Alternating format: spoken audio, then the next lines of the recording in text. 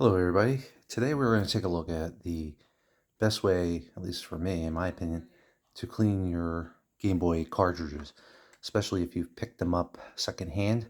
You don't want any dirty, filthy, grimy, secondhand pieces of Game Boy plastic going into a potentially clean system here, especially when you've just cleaned off. So I'm going to do a quick little rundown on the way I personally like to clean my cartridges. Um, this is one of the secondhand ones I recently picked up from my local game store that I have not gone in and cleaned yet. And unfortunately, I think I've taken the least dirtiest of the batch to show off in this video. That said, I have not cleaned this yet, but overall it looks pretty nice. So let's see what it looks like inside. So some of the first things you're going to need, though, the key one is a Nintendo security bit screwdriver. You can find these on Amazon, eBay. They're pretty cheap. Some even include it with little battery kits. That is going to be for opening this security screw in the back of the Game Boy cartridge. Next thing you're going to need is some isopropyl alcohol, or even acceptably some Windex. This I just grabbed from Target. Seems to work pretty well. One of the big things you can do is an eraser. And this is one of these plastic white ones. I personally like this brand here. You can get these at Staples. The, the material is just a little more solid and durable. And I think it gets really into the grit compared to, say, just a regular old-fashioned rubber, orange, whatever, brown colored ones that you're used to seeing. Another thing is Q-tips and a cotton ball, just to help in terms of cleaning up the cartridge overall. So first thing we're going to do is we're going to open up the cartridge with this screwdriver. Usually just falls right out. I think this is safe. Yeah, there we go. Careful not to lose it. And then we're going to slide this back here like this. Pull that off. So, gold contacts actually look really well. Nice and clean in here. They don't look sick. Sometimes you'll find a lot of disgustingness on these pins. So, you can just slide this off. Watch these little tabs here. They break very easily. I've done it, unfortunately, many times, just opening them because they're so old and brittle with age. So, first thing we're going to do is we're going to take some of this alcohol. And we're going to, so let's see here. I'm going to take this and we're going to dip this in some alcohol. Not necessarily to make it too wet, but we're just going to take it and run this over like this. This one's not too dirty, like I said, so we're not going to see a ton of dirt come off it. But I don't care. I still like to try to clean these up the best I can as soon as I get them. And that way I know I've done them. So as you run along here, you can see the Q-tip is actually getting on the darker side. So there is a little bit of dirt on here. I don't know if it's going to come over too well on the camera here. But you can see there's some grime on there. Nothing much, but it's enough that you wouldn't want to introduce into your system. So I'm just going to give this a rub back and forth. I usually do the other side like this for good measure. Take the dry side and just kind of give it a little.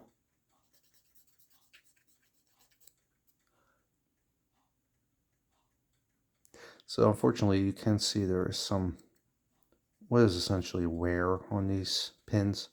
There's really not much you can do at that, but this is definitely good getting some of this top layer off. And if you have any of those issues where you put a Game Boy cartridge into the Game Boy, you'll see the Nintendo logo come up here and it'll be garbled. And this is usually one of the first reasons why this happens, because of these beat pins. Next thing you can do is, don't necessarily have to do it with this cartridge, but you can take the eraser if it's really bad. You get that top layer off and just kind of run it. Put a little bit of elbow grease in it. you can run this over top like this and just and rub that like that. And it'll get off a little bit more of that deeper grit that just the simple alcohol pass won't do for you. And actually that, I think that helped a little bit even. You can see a little bit of wear here around the edge, but nothing much you can do about that really, and it shouldn't affect anything. This game should work fine. I just like to clean off that eraser residue real quick too.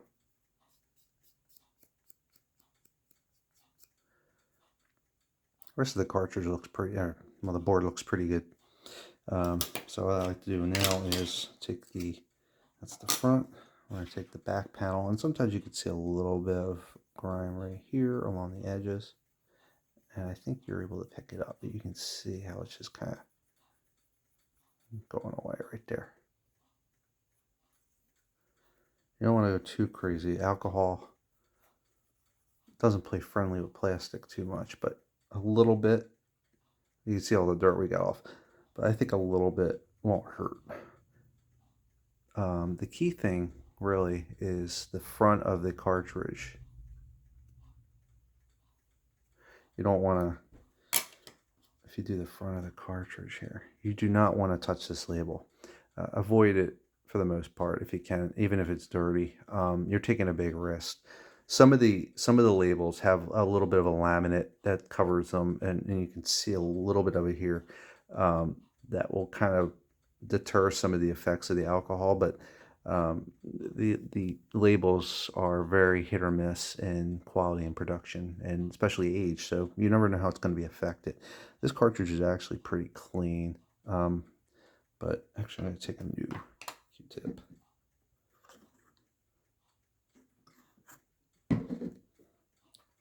And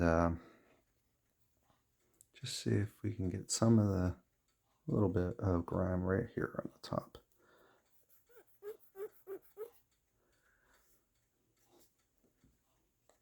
But less is more, to be honest with you. You'll see a lot of grit right in here usually, because people, when they would eject from the Game Boy, you know, the thumbs are going to... So, especially the younger kids, you're going to see a lot of filthy dirt from mucus and disgustingness from thumbs show up underneath these little lips here. And I don't know about you, but I like to keep my games for as long as possible, if possible. I certainly don't know where they've been either. But anyway, this one looks in pretty good shape already, so I'm probably not going to do too much more with it. The key thing was the this board here. That's ultimately what you got to look out for. All right, so we're going to put this back together, and all you have to do is lay the board right on top of these two openings. Pops right into that little hole there. I take the top lid, and slowly lie it up, lay it over, and slide up. Now these screws are a little tiny, so I'm gonna get it started in there like this, and then we're just gonna do this. Tighten it up, screw it in. You don't want to overdo it. I've seen screws pop through the label. Let's see how it goes. And there's our Nintendo logo.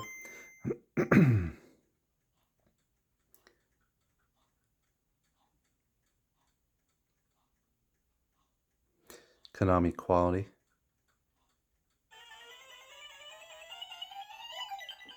What's great is this is one of the games I recently found in my local stores 2 for $5 bin, and I was actually surprised to see it, because this is certainly not a 2 for $5 game. I think what happens is a lot of times these stores see licensed IP games and assume they're for kids and they're trash. Well, this is actually a very well done Konami made platformer. Anybody who's played the original Nintendo one will know that. But you can see here the graphics are just really nice. I mean, Konami was at their full blast game by 1993-94 when this game came out. I mean, I'd argue this is similar production values to, say, something like Kid Dracula. Music's awesome. It looks like his attack is kick. I had actually never played this before, so I was pleasantly surprised to see it's a pretty decent game. So, that about completes that, and I think we're good here. I hope that's helped a little bit if you're looking to possibly clean up your collection. I do this technique to every single game that comes my way, one way or another, just to make sure that I'm working with clean equipment and to make my equipment and gaming, especially retro gaming, last as long as it possibly can. Oh, that's a cactus. Oh, jeez. So, yeah, actually, on a side note, I'd recommend this game as well. Tiny Toons Montana's Movie Madness. I had never played it. I mean, I was a little too old for this stuff, I guess, at the time. I don't know.